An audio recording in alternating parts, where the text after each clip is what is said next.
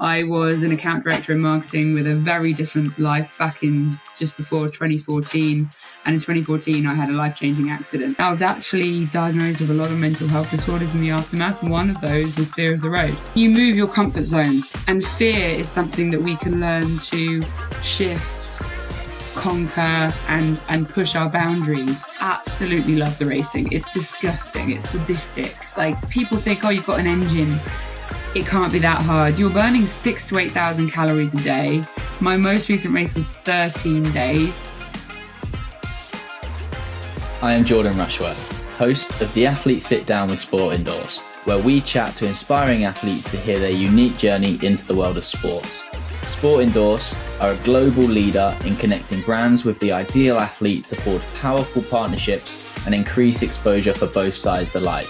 With access to over 5,000 athletes across 90 different disciplines, Sport Endorse is your go-to platform to find a perfect athlete fit for your social media campaign, brand ambassador role, or keynote speaking engagement. Hello there, welcome to the Athlete Sit Down, brought to you by Sport Endorse.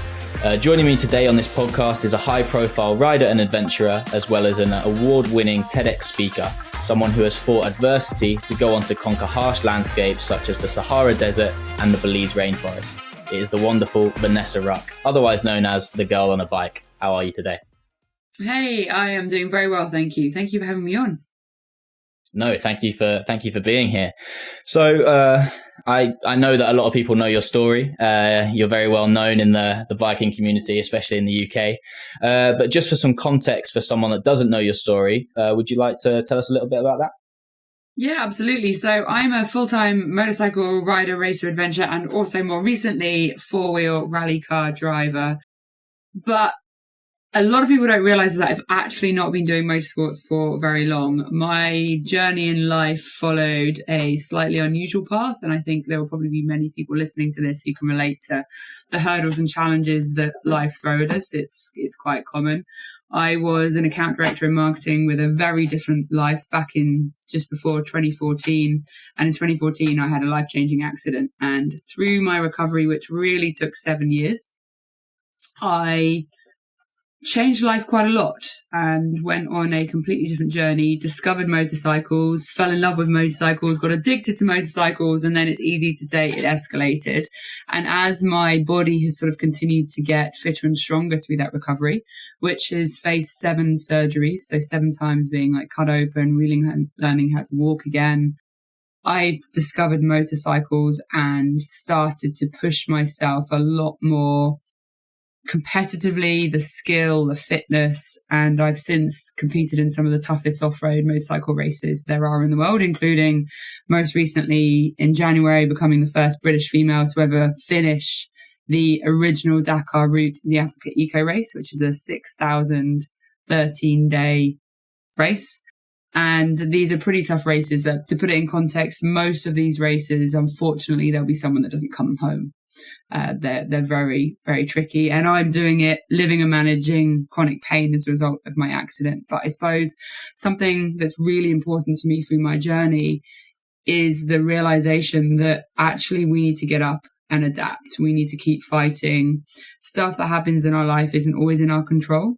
You know, I couldn't change the accident. I couldn't stop that car from having jumped that red light, but I could control my today. My actions today shape my future. And so I've kind of gone on a mission alongside my obsession with motorcycles and cars to try and share some of the energy, the tools that helped me keep going, help me set goals and get up and fight for them to come true, because it's quite incredible what we can achieve and what gratitude we can find in the low moments through mental health and everything. I'm also a talker, so you ask me a question, I give you quite a long answer. But in a short answer, I do a lot of my time on motorcycles and more recently motorsports, and I share that with the world through my social media channels. Yeah, no, I mean, it's great that you're a talker. That's why we've got you on here. So you mentioned obviously that your love for motorbikes came after your accident. Was there anything? Why motorbikes? Why not something else? Maybe windsurfing? You know. something like Or that. knitting. I mean, knitting would have been a lot more preferable Exactly. for my mum. It's a lot safer. A lot Yeah. safer, definitely.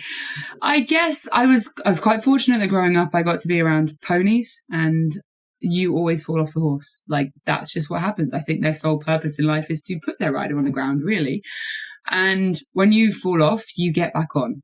My whole childhood, my parents always told me, you get back on the horse. You know, you get knocked down, you learn from it, and you come back and you keep going. And with the accident, I mean, I was actually diagnosed with a lot of mental health disorders in the aftermath. One of those was fear of the road, clinically diagnosed with fear of the road. So it was not an easy process deciding I wanted to go out and get a motorcycle. But there was the fact that I couldn't let this accident control my future. I was the only person that had the control over what my future life was going to look like. And I was also very determined, and probably stubborn is a good word, to not allow the lady that hit me to have that kind of control over me. I had to overcome it. The fear side, I'm also aware that through a lot of the sports that I do, I'm very aware that fear is very much a movable line. You know, the first time you do something, it can be really, really scary. The second time you do it, it's probably still terrifying. Let's just take an example of on a motorcycle, riding down a curb on the side of the road. I can tell you that I still remember, probably 5 years ago, riding down a curb on a motorcycle scared me. And it's a step like this. But on a motorbike, you've got the whole equipment. It's big, it's heavy, you could fall off, it's unstable. But the first time you go down a curb, really scares you. Second time you go down a curb, probably still really scares you. But you do it again, and probably by the 5th, maybe the 10th, maybe the 30th time, you know what? The curb's not going to kill me. I'm okay with the curb. And you move your comfort zone. And fear is something that we can learn to shift, conquer, and push our boundaries. Maybe a slightly easier example for people listening is the first time you went 30 miles an hour in a car. Think back to when you first started driving. My goodness, 30 miles an hour felt fast. But then you go 40 miles an hour and 30 doesn't feel as quick. And then once you've passed and you go on a motorway and you're going 70, 30 definitely doesn't feel quick. But it's how we can use our life to move our comfort zones and push our fear. Now, every time I got on the road, I freaked out. I was scared. I would say the first time, 10th time, 50th, 200th time I got on a motorbike, I freaked out. I had moments and I had breakdowns. The amount of times I've cried in my helmet. You don't realize how awkward it is crying in a motorcycle helmet. You know, you've got a helmet on, you've got big gloves on, you can't really get your hand in because you've got this visor. And then there's like liquid in your helmet, which then steams up, but then you can't see. And it's all a bit of a mess. And I laugh about it now, but I can tell you at the time, there was nothing to laugh about. I was freaking out in my helmet. But I knew that I had to be kind to myself. I'd had trauma. You know, I got hit by a car and my life changed irreversibly. And I now have pain as a result of it. And a 95% certainty of more surgery being needed. But, you know, I'm not a gambler, so I'm not going to take that as a good thing. Like, I had to overcome it. And I knew that with time, being kind to myself, listening to myself, I could work through it and push my comfort zone and not let it control me. And so that's kind of what I did. I mean, it's certainly inspirational. But so you had this accident. You then, I'm guessing you started riding motorbikes on the road. Yes. When did you decide to take on these sort of huge adventures that most people wouldn't even dream of doing, let alone without sustaining these sort of injuries that you have? Yeah, so it was definitely a stepping stone journey. 7.5 years ago when I started off-road riding, if you'd said to me then, in 7.5 years' time, you're going to finish the original Dakar route, I would have totally choked on my drink and laughed at you. Like, no way. I mean, I can't even ride across a flat grass field without feeling like a Bambi. So it wasn't like I suddenly woke up one morning and went, I'm going to land on the moon goal-wise.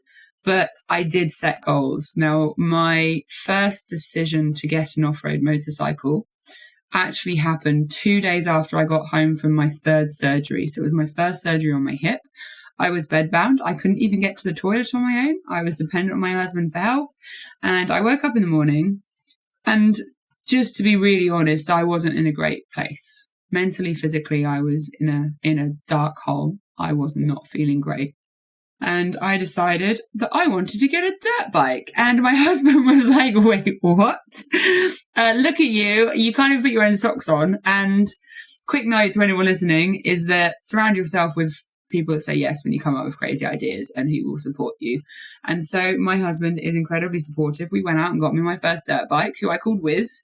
But it was 5 months until I could even sit on that bike. But every day that I was hurting and I couldn't find the energy to do my physio, I wanted to quit, that bike was sat there as a reminder.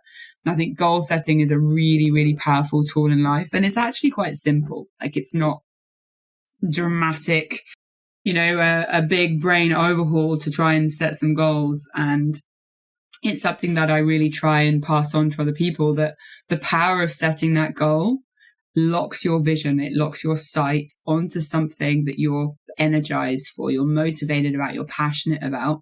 And that gives you so much power through the ups and the downs of our energy levels, which are normal. Like through the week, through the day, our energy levels change. Just a bad night's sleep can change how much fight we have in a day.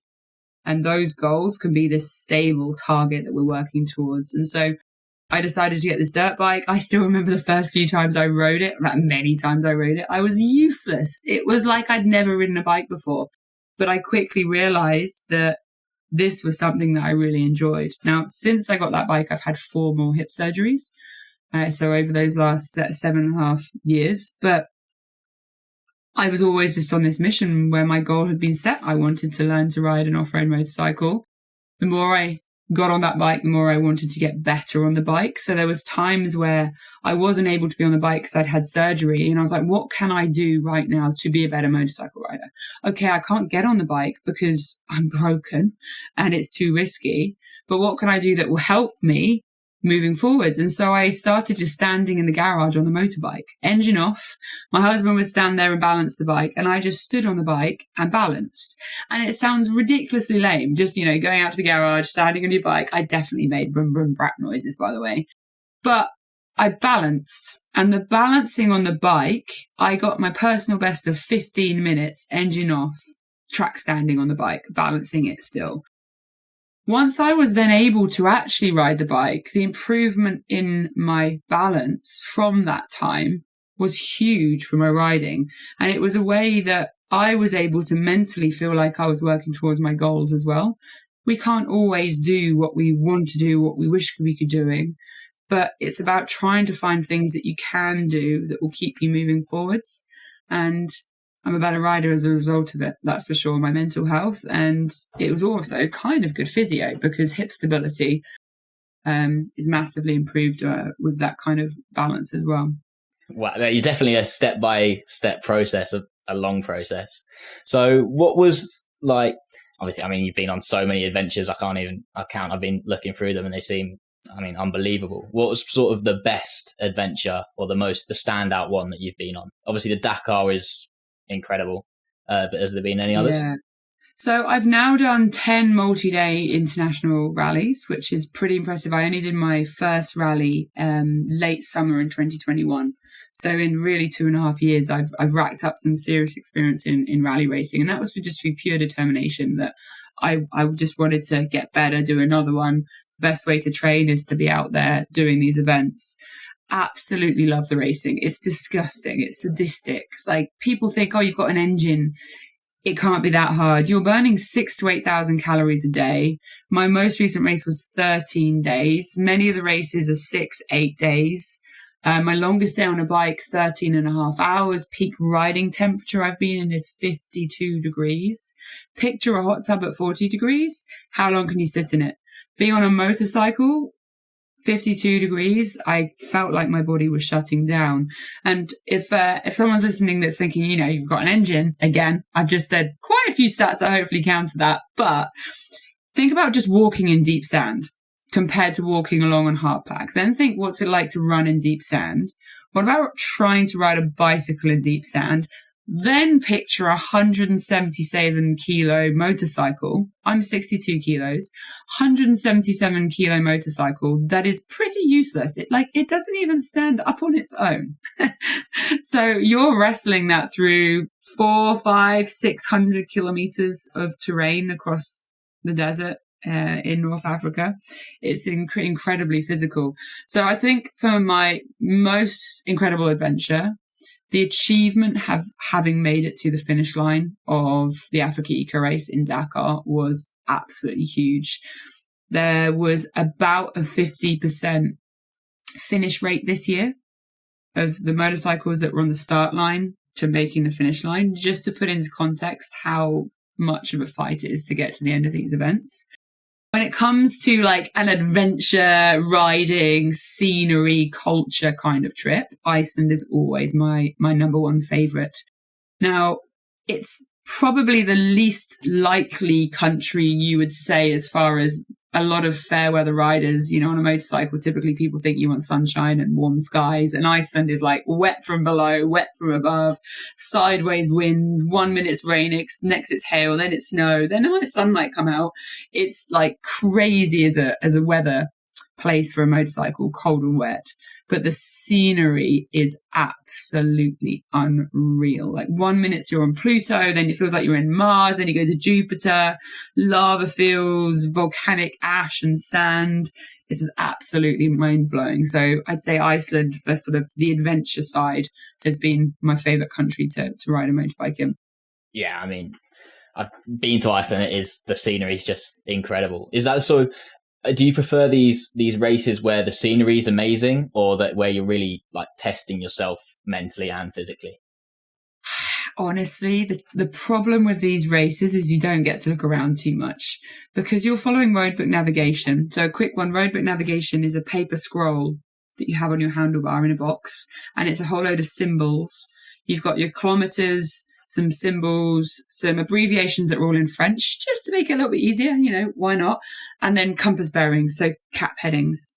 And that's how you're navigating through the desert. So you are mentally so engaged. There's no GPS, there's no Google Maps. You get lost, you got to go back and try and find where you were last 100% sure of where you were, restart and have another crack at it. Like, it's very, very full on the brain. And then you're racing a motorcycle off-road. So it's incredibly physical, which means you do get to look around. And, when you're out on the bike for many, many hours in the day, you do have to stop and have a pee. And while you're peeing, you'll be like, whoa, look where I am. This is a place to pee. This is amazing.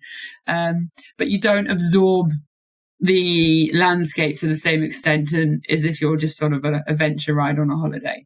You don't stop to take pictures in the same kind of way.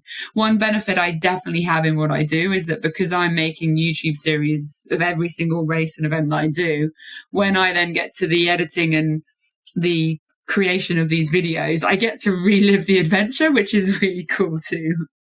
I can be like, wow, I rode through that. Yeah, I didn't even see that the first time, and now you sort of, you actually get to spend time and enjoy it. Yeah, it must be nice. Who do you for the races? Do you do them on your own, or is there someone you do them with? So yeah, I race completely solo when I'm out there on the bike. I'm out there every so often. You'll meet another competitor who's a similar pace, and you might kind of ride together, not teaming up as such, but just kind of. It's a very barren, unforgiving place being out in the middle of the desert on your own, and just sometimes having that comfort of a total stranger is quite nice, but by and large you're on your own out there.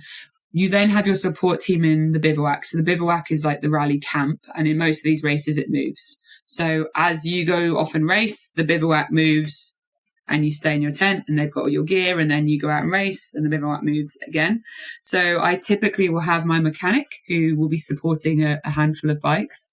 And then for this most recent race, I actually had my mechanic and a couple of people in the content team to help me with the filming and looking after me through the race. So I had a very good support team, which to me, that support team is your foundation. And if you've got the foundation right, you've got the best chance to get out there and race and do well and keep going. So I sort of tried to set myself up for success. So thankfully it worked. Yay! So even though you're very mentally strong, there is someone that you can sort of fall back on if it really does get as tough as I'm sure it does.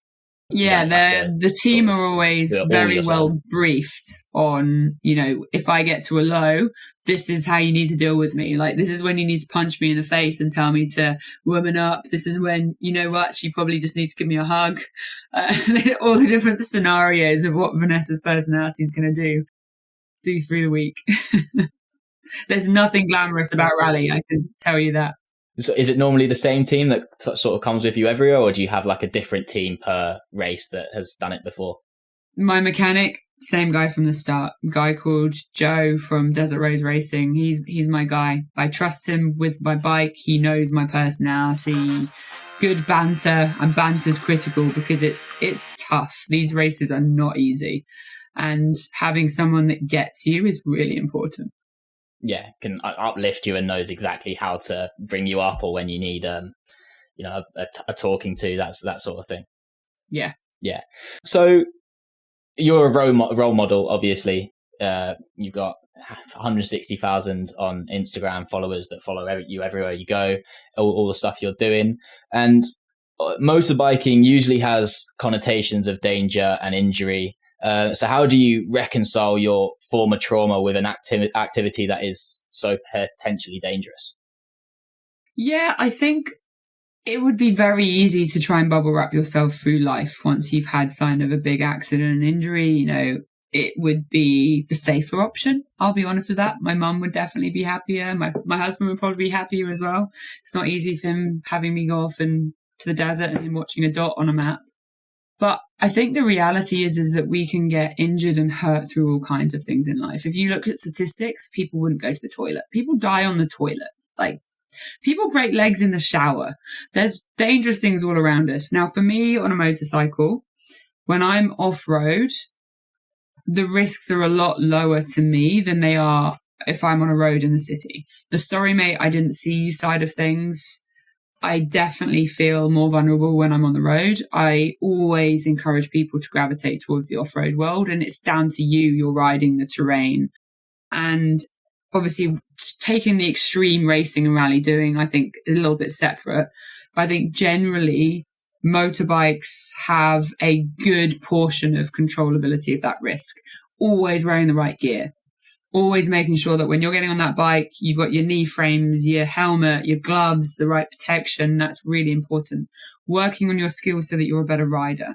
You're less likely to fall off. There's actually a skill to falling off, believe it or not. Or realizing, like, if you're doing a really big hill climb, you can tell whether you're going to make the top of the hill climb quite early on. But as a novice rider, you've got that, I'm going to make it. And then before you know it, you've looped your bike out and you learn to notice, I'm not going to make it, and you can bail out safely as opposed to having an explosion. So there's lots of things to kind of control that risk. When it comes to me being a role model, I think I'm very honest with the world in that I'm not anyone special. I'm literally just a little me trying my best in life. I don't always get it right. Sometimes things I do might not be the right thing, but I just try and do my best in life. I do a lot of school talks. So I've spoken to over 18,000 school children in the last couple of years, which is something that I do for free. And my corporate speaking helps me fund me being able to give myself to schools for free. And, when I'm stood there in front of a whole load of young minds, I'm not telling them I'm some kind of superwoman. I'm not. I'm just a normal human like them. I've gone through the challenges that life throws at all of us. Everyone has battles. Everyone wants to quit sometimes. And then I just try and share some of the things that have helped me keep going, some of the things that help motivate me, help keep me kind of energized and focused. And I think sometimes my idea of being a role model is being real and not pretending to be anything I'm not, putting on a whole load of filters and fake stuff and sharing the full reality of social media. I think across all the platforms, I've got about 500,000 followers, and I'll share the highs and the lows. And I think social media is full of a little bit of a toxic environment because most people just share that top shiny stuff, the bit that makes their life look glamorous and beautiful and perfect and healthy. And I'm sorry, but it's not. We all have challenges and struggles. So my kind of take on trying to be a responsible role model is to just try and be real and be me. And I make mistakes too. I'm not perfect, basically. Yeah, I mean, that's what makes you so admirable to the average Joe, so to speak. Like, you have some people on social media that they only show the best sides of their life, and that's nice, and it's nice because you want to feel those highs, but at the same time there's no highs without lows, otherwise you'd just be plateaued and then you wouldn't achieve anything. So yeah, I completely agree. Are you a brand seeking an influencer to enhance trust and visibility with your audience? Or are you an elite athlete eager to feature in advertisements or promote products on social media? We're a unique platform connecting top-tier athletes with brands for impactful partnerships in your area. For brand managers, we simplify dealings with athletes and celebrities. For athletes, we offer opportunities to collaborate with like-minded brands. With a strong global community, Sport Endorse is your gateway to success. www.sportendorse.com, where brands can book a free demo on the platform, while athletes can sign up for free. Obviously, you have these massive adventures, the Dakar, this sort of thing. How do you prepare for these adventures? What's the routine like beforehand? Well, from the day I put in my entry to this most recent race, I started having night terrors, freaking out, like legit, really psychologically freaking out about the fact that I've even put my name down, let alone been on the start line. So just to re-emphasize to people, I'm not like some crazy superhuman. This stuff is huge, and it scared me. I had so much imposter syndrome. Of whether I'm good enough. I'm in a field nearly every time of competitors that is 99% male. And you're the tiny little blonde chick with stupidly long natural eyelashes, and it's very easy to feel like you shouldn't be there or you're not good enough.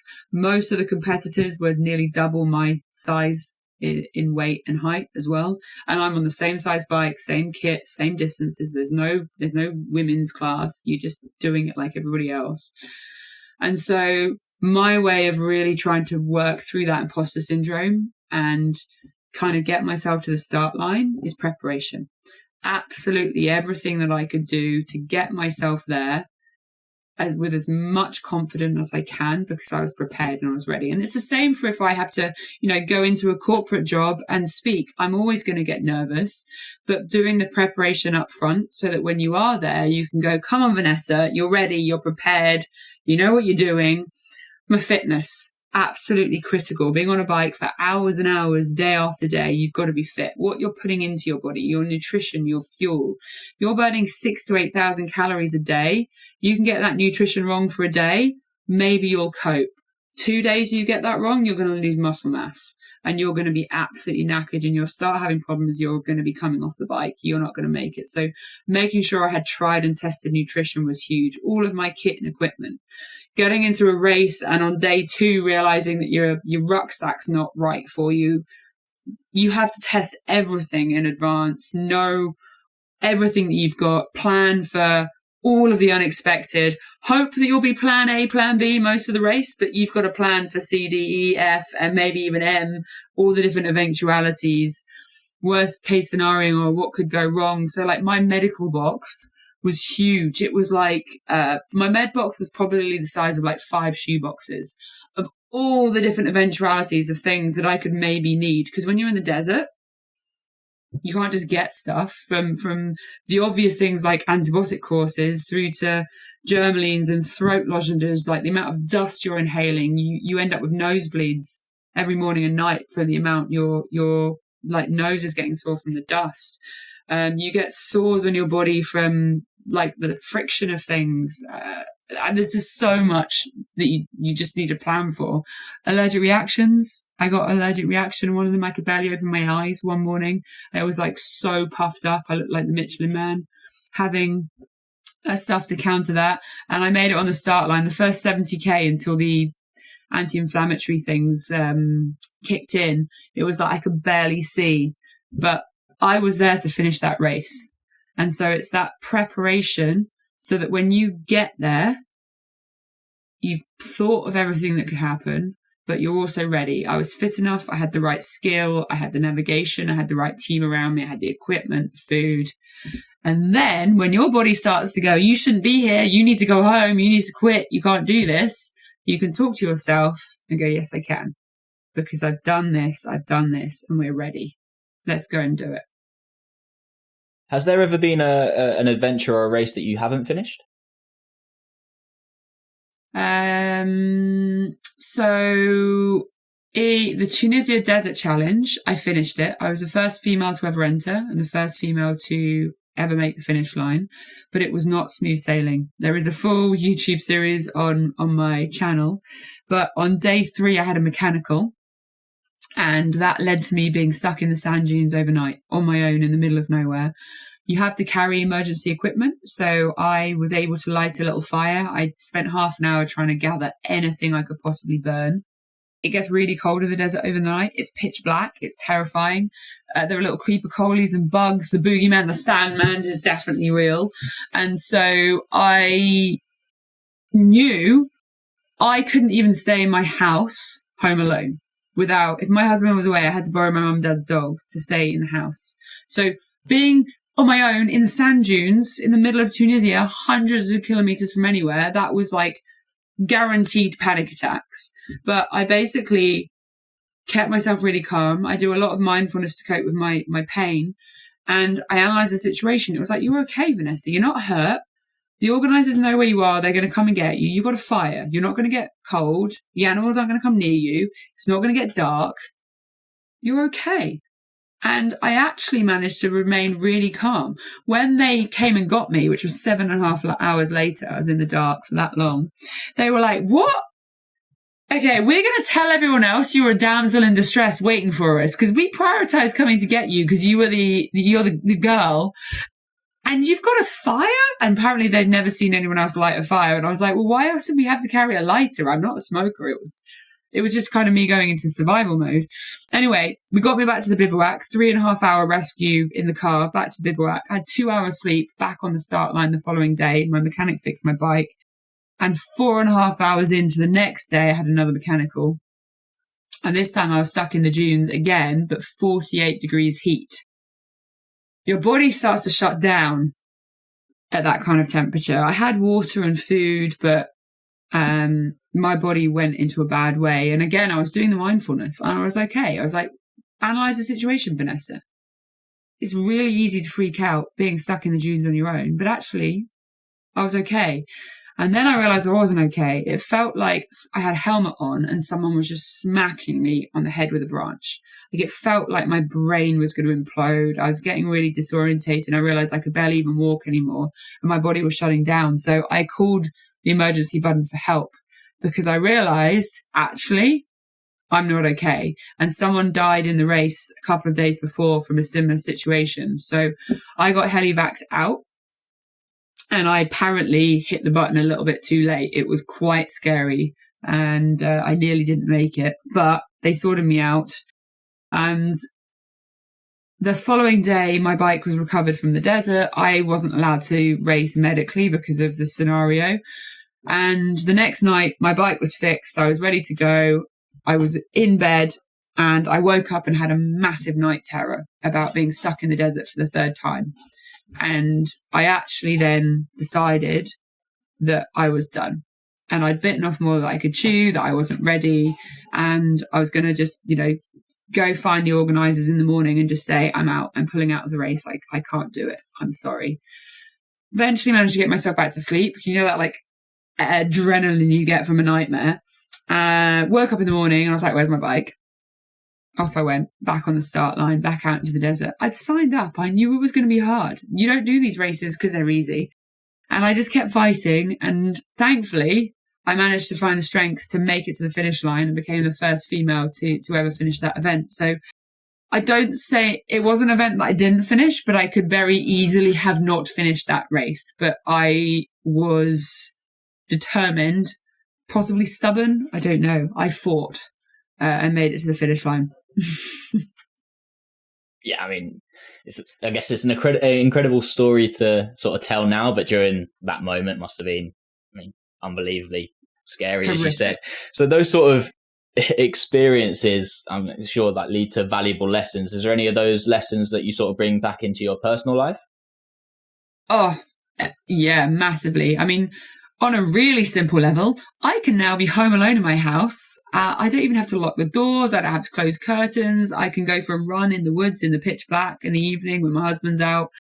The perspective shift of being stuck in the sand dunes, like, what's going to get me in my own home? The boogeyman, I'm not scared of you anymore because I survived the dunes on my own. The whole fighting to keep going, I often sort of picture it like street lights. So in the dunes, one of the days was 90 kilometers of dunes. And dunes can be 400 meters high, like they're colossal. It's deep sand, there's big crests. And in Tunisia, the sand was really, really soft. So it was very, very hard. And there was a period of dunes where I was having to ride them 2 or 3 peaks at a time. It was like, come on, let's just do 3 more dunes. Let's just do 1 more dune. And I'd try and go, down and up. And then I'd stop on the top and I'd have a rest, get my heart rate down again. Right, come on, Vanessa, 2 more dunes. And it's about breaking it up into those smaller chunks. And often when I'm looking at my to-do list or like the clothes that are like Vanessa bombed all over my bedroom floor, it's a case of, I can't pick up all these clothes. Come on, do 5 items. Just do 5 and make a chip at it. And then if you need to go make a cup of tea and come back and do the next 5 items of mess, or look at your to-do list, just do a couple of bits, make progress. And it's amazing how once you make a little bit of progress, you get more energy. And then you're like, you know what? I could pick another 3 tops up right now. And then before you know it, your room's tidy or you've conquered a few things on your to-do list. So I think that's like massively something that has helped me. I do a lot of driving around, going to corporate jobs or the schools. So I've got 2 schools this week again. And my mum's always like, oh, that's a long drive. You're in the car for 2 or 3 hours. You better make sure you stop every hour and a half and have a break. And I'm just like, Mum, I could do 10, 12 hours on a motorbike in the desert in a comfy seat in the car with the radio on. I can keep riding. It's so, driving, sorry. It's so much, it's just changed my perspective on what's hard. And what's like a real endurance. Yeah, so I guess you've got a main goal, but then you compartmentalize it into smaller goals to achieve that main goal. Is massively. I always talk about elephant goals. You need that big elephant that you cannot eat whole, but if you take it a few bites at a time, you'll eventually eat it. I haven't heard that sort of connotation before, but yeah, makes sense. Yeah. Do you have any role models or influences that have sort of got you where you are today?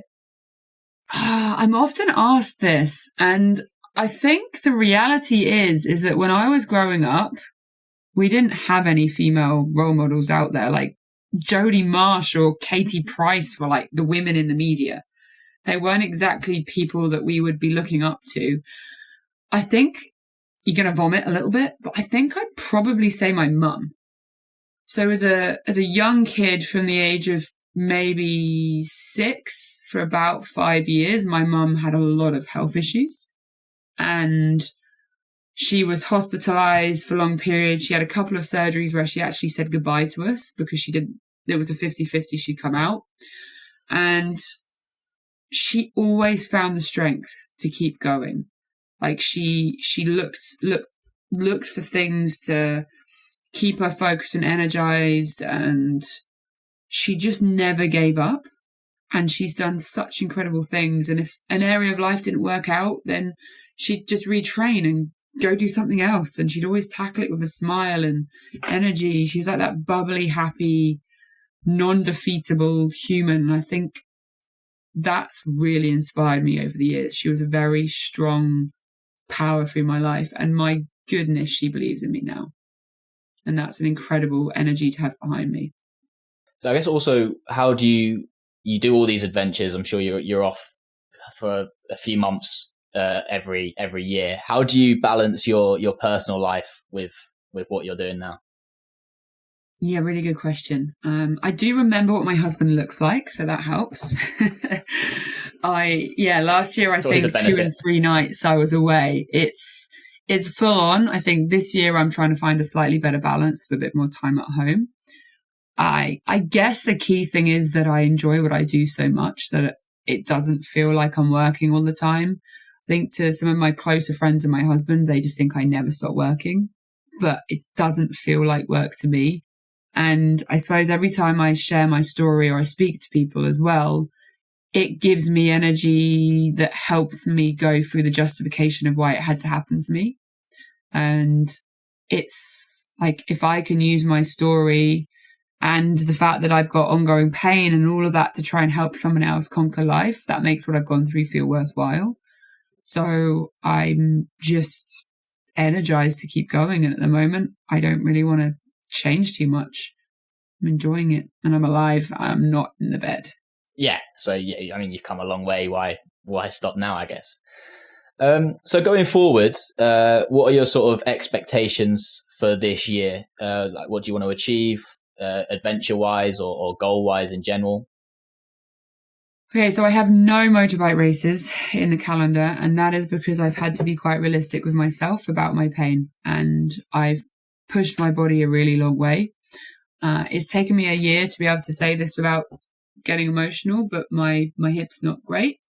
And that's why I'm very excited by the fact that I'm now doing the rally car driving as well, because I'm not quitting. I'm not leaving motorsports or the competitive environment. I'm adapting. My body can't keep fighting. My brain can't keep fighting the pain on the motorcycle, but the car is a whole new chapter. It's absolutely incredible, mind-blowing. The motorbikes helps me. There's a big transition. So I've got 4 big races with Land Rover Bowler in my rally car this year. And that's in the Defender 90. So I've got one in France, Spain, Iceland, my favorite country, yay, and also Romania. And my longer term goal over the next, year, 2 years is to get into a desert race in a car. So I'm on a big drive to try and, raise sponsorship and increase my capability, skill in the car, all that side of things. I'm continuing my schools program. So my goal is to, speak to another 10,000 students this year. And I am also in the process of writing a book, which will give people hopefully a lot of energy of the lessons through my recovery. It's not a biography or anything. It's more of a very much more detailed version of my corporate speaking, very tangible things that anybody, not motorcycle world, any realms of life can take and apply to the stuff that they're going through in life. And I think that's a really important one with my corporate speaking. It is not a motorsports industry talk at all. A lot of the time the audience is, I often say, has anyone in the audience got a motorbike or any connection? And you get very few hands. And there's sometimes this little thing where like, oh, I'm not going to enjoy this. She's into motorbikes. I don't really do motorbikes. And by the end, they're just like, that wasn't a talk about motorbikes. And motorbikes are quite cool. So, yeah, I've got quite a lot going on this year. Yeah, I mean, it's great that you've sort of adapted and you haven't pushed your body to the complete limit, if you know what I mean, that you then have to take a step backwards. You've adapted before that happens, which, I mean, takes guts in itself to realize that, and then transition. But you're talking about your corporate speaking. You've obviously won an award. You're an award winner. You've done a TEDx talk, which is great. What was the award for specifically? So obviously, I know it's for like motivational speaking. A motivational speaker in like the southeast or something. So it was in a regional area. So well, yeah, pretty pleased with that. Also, yeah. So your hashtag because I can movement is obviously very encouraging. You speak about it a lot. How do you plan to sort of convey a message that reconciles a go-getter attitude with something that is still safe and sustainable for younger girls in the schools and that sort of thing? I think the key thing for the young minds in the schools, male or female, is about realizing that actually anything is possible if they want to make it happen. And I think one of the really eye-opening moments is I say to them that, if you look around the world at, the astronauts, the football players, the solicitors, the lawyers, no matter where you look in the world at these people doing absolutely incredible, extraordinary things, they are absolutely normal humans just like you and me. There is nothing special about them. They are normal humans like us. And their little faces like, what? No, they're not. They're like astronauts. The only difference is that they've set their goal and they've got up every single day and they've worked towards it. They've adapted, they've overcome hurdles, they've picked themselves back up, they've learned from those setbacks, and they've kept on fighting. And they absolutely can do the same thing as well. And I think as a female going into schools, into corporates, it's quite powerful because you get a lot of guys doing cool stuff and sharing the story. But typically a young girl isn't going to look at a guy doing something and go, oh, well, if he's doing it, I can do it. But a young girl can absolutely look at me doing it and think, well, if she can do it, I can do it, especially because I'm slightly broken, reconstructed and have pain. Like I'm not like a superwoman doing these things. But then also the guys can look at me and be like, well, if she can do it, I can do it. So it's like an extra element of power. But I think the sort of the stereotype of, motorcycles are reckless and dangerous, and should we be talking about them in schools to young minds? All I can say to that is that I'm not going into schools and telling these young kids that they should ride motorbikes. I'm going into these schools and telling them I'm a professional at something that I love doing. I built a business out of it. I went to school. I went to uni. I did a master's. I worked in marketing for 10 years. And now I'm doing some really incredible stuff, but I've had some crazy setbacks and obstacles. I'm utilizing social media as a platform for a business, which immediately to them is like, you're talking their language. Social media is like the currency of younger generations in some way. And I'm standing there and telling them that they can do absolutely anything they want to do. If they want to get on a motorcycle and go do it, then amazing. But if they want to just get up and try and ride their BMX or do better in their video game or fight a bit harder to get an A in their GCSE result, be kinder to their friend, support their mum more at home, whatever energy it is they get out of it. That's what I'm there to do, and try and help them realize that the future is actually really exciting and really bright. Yeah, so you're not going into schools and telling them that they have to become a motorbike rider because you obviously get so much enjoyment. You're going in there and you're showing them that actually whatever they enjoy, however niche or however common it is, they have the ability if they work hard and if they try really hard, they can achieve that no matter the setbacks. So I guess what specifically do you say is like sort of your main advice for someone stuck in a potential rut in their life? Because you're talking about compartmentalizing. Maybe the goal for one day is getting out of bed, and then the next day is getting out of bed, going outside, that sort of thing. Is there anything specific you normally talk about? I think on top of, I talk a lot about your mindset, and that's quite detailed, and the focus on where your mind is. It's very easy to be a victim, to be in denial about our scenario, be angry at people around us. The accident, it's not fair, why me, give up. Everything's a result of other people. Actually, there's always things that we can do to try and help ourselves, to try and grow, to adapt, to shift things. Like, what can you do in your situation? I think that's a really important one to focus on. And then gratitude. It sounds so simple, but there's always things that we wish we could be doing or wish we could have, or things could be changed. But actually, in every moment, even when you are bedbound, hurting, and can't get to the toilet on your own, there are things that we can be grateful for. And those tiny little things, like, do you remember the feeling when you put your feet into fresh bed sheets? When the bed's been changed? Yeah. How good that feeling is. Oh my goodness, you can get a little bit of an uplift, even though you're stuck in bed and you can't get out on your own. Like, you just got put back in the bed. How good does that feeling?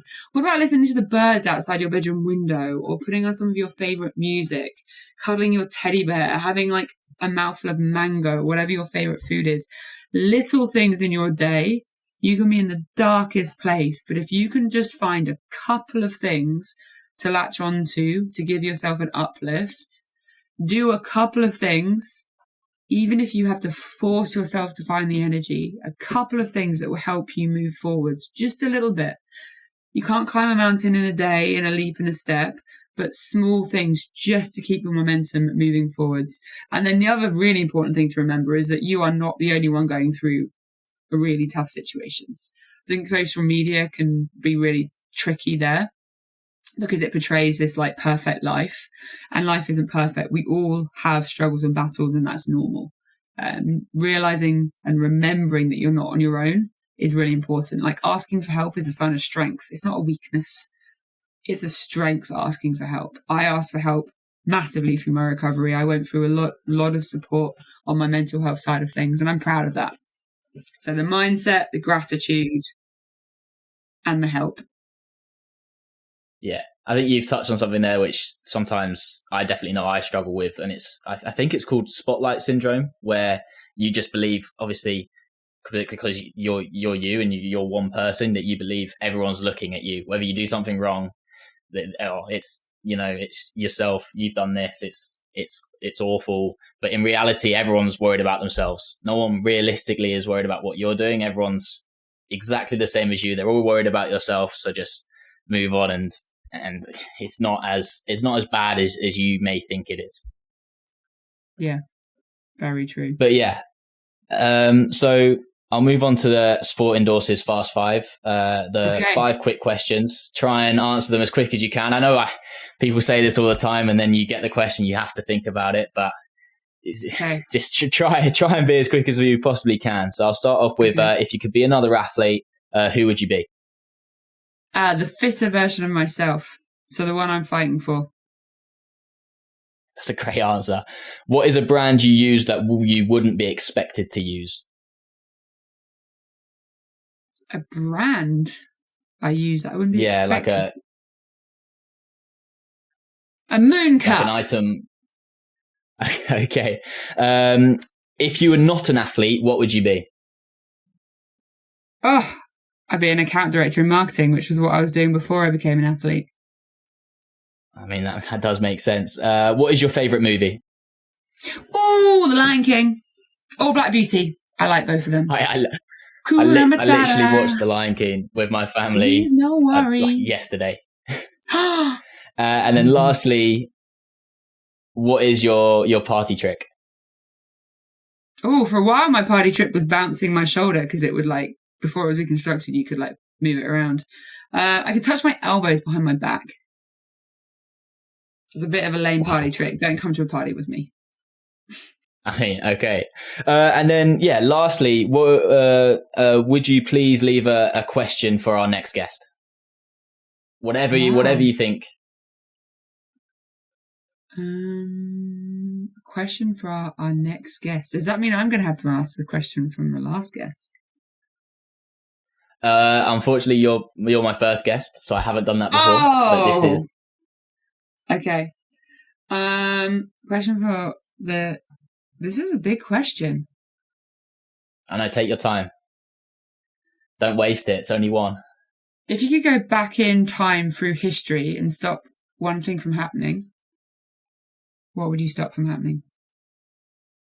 Wow. Great question. I know my answer. As you're the first one, how would you answer that question yourself? I would stop plastic from being invented, or stop plastic from being rolled out in the use that it is being used now. And I would have made us wait and find something that would be better suited for the lots of different use cases, as opposed to one big thing that's just destroying a lot of stuff. Yeah, incredible. Well, Vanessa, thank you so much for coming on. It's been an absolute pleasure speaking to you. I think you are an amazing role model and a shining example of never giving up, no matter what life throws at you. I wish you all the best in whatever challenge you have next. Obviously, you're the now on 4 wheels instead of 2.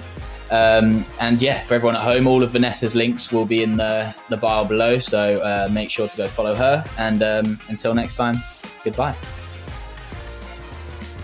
Thank you for watching The Athlete Sit Down, brought to you by Sport Endorse. To book any of our athletes featured on our podcast, contact us via our website, www.sportendorse.com, or via our email, hello@sportendorse.com.